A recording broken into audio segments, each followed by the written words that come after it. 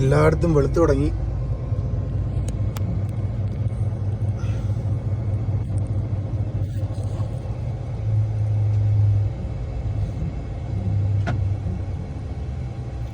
The roundabout, second exit.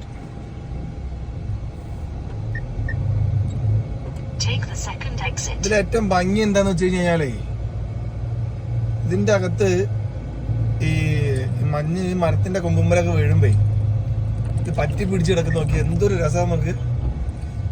After 150 meters, turn right. അടിപൊളിയായിട്ട്